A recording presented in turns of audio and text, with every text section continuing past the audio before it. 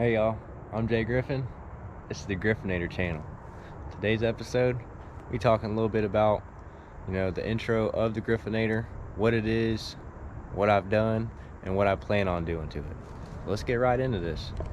Today's episode is going to be an introduction on the build, just to give you guys an idea what I have done and what I plan on doing to this build. So first off, we'll start in the front. I went with the GDP gear drive performance, the Super ATV 4-inch portals. I really recommend you guys going, if you're gonna go with anybody, go with the Super ATV. Really good customer service. They actually sent me a wrong tire rod bracket with the kit when it came, but I got right on the phone with them. They sent me this literally the next day. Like I said, very good customer service. Super ATV.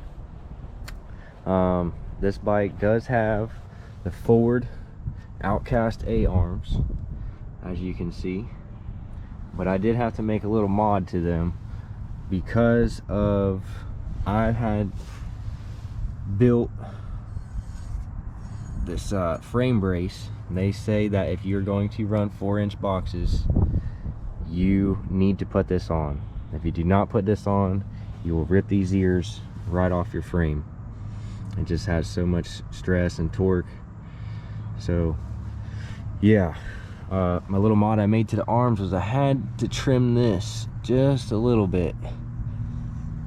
Now it fits just like a glove, but you will need a frame brace if you plan on running boxes on your machine, or you will rip these arms off. So I want to do a video on making this brace.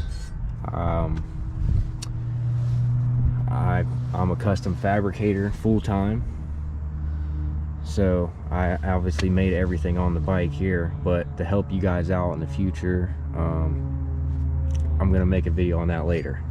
So yeah, I do have a front diff locker in this, and let me tell you right now, what a game changer. Instead of 3-wheel drive, you have 4-wheel drive. Be careful with that though.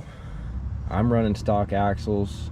I figured the weakest link will break first. Hopefully it'll be this axle, and you just replace the axle. I would really hate to be cracking and breaking stuff inside here because I have 2 beef of axles, but just personal preference.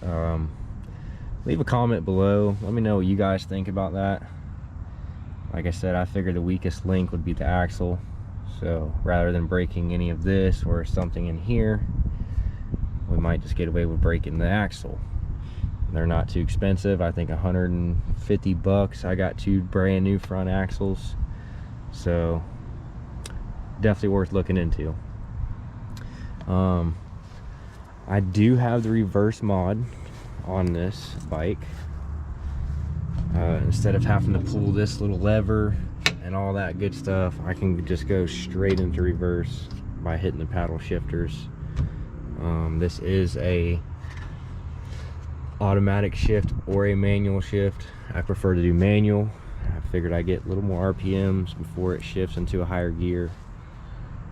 Next up, we got a 22-inch MSAs, the black switches, wrapped in a set of Moto Havoc 35-inch tires with a 2-inch tread, 8.5 wide. Really a good tire, and pretty light actually for how big they are. I was kind of surprised with that.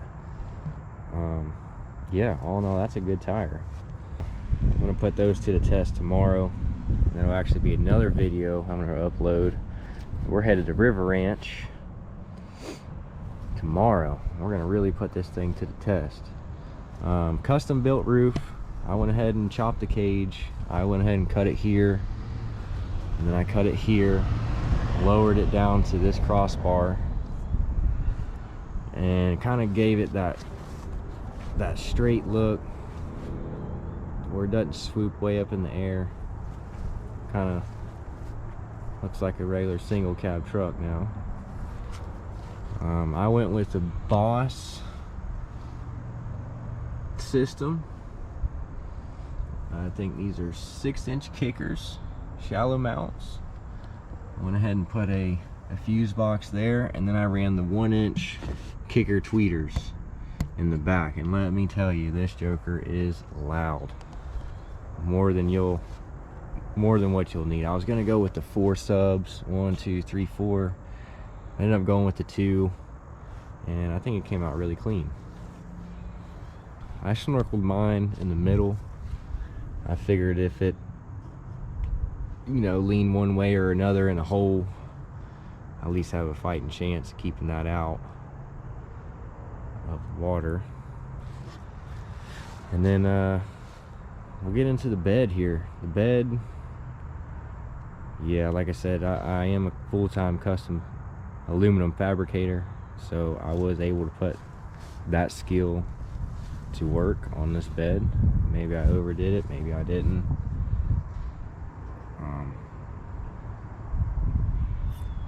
Yeah, I'm really happy with the way the bed turned out.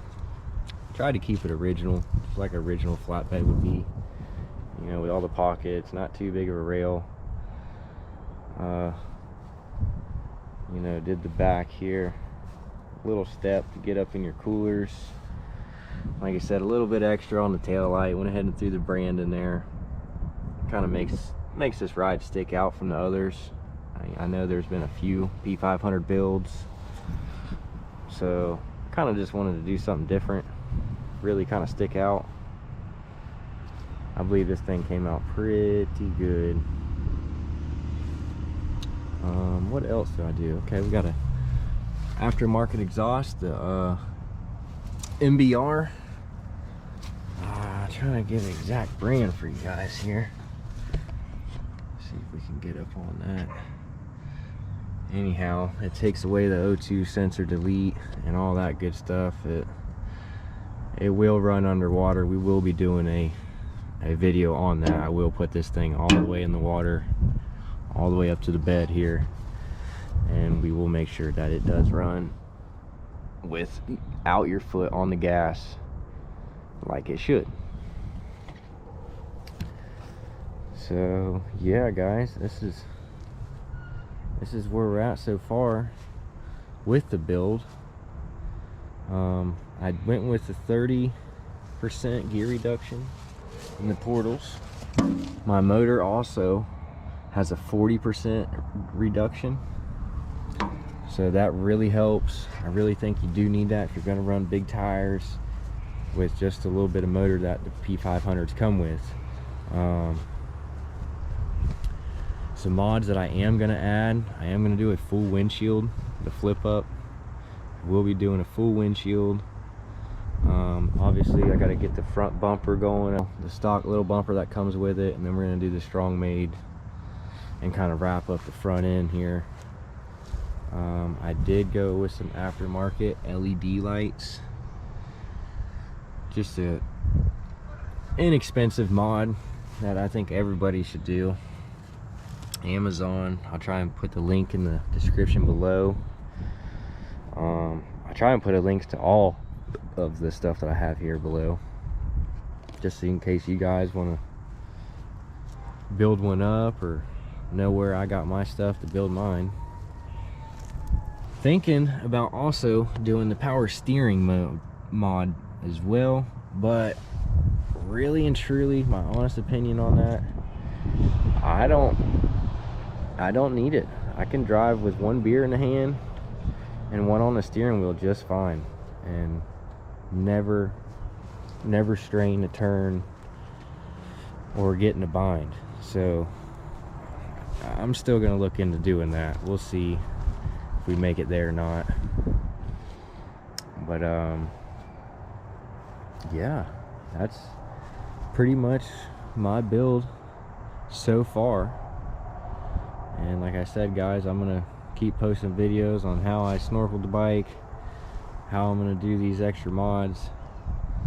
And I appreciate you guys following along, sticking with me. Like I said, if you guys like what you're seeing, if you think this is an informational video, you think you might be wanting to build a P500, hit the like button, subscribe to the channel. Like I said, I'm going to be doing a lot of comparisons, whether it's worth building up a 500 and putting all that money into one versus buying a 1000 or a Defender or a bigger machine, and then building that as well, and then do a price difference comparison and just kind of get a basic layout and just see where you guys stand with that.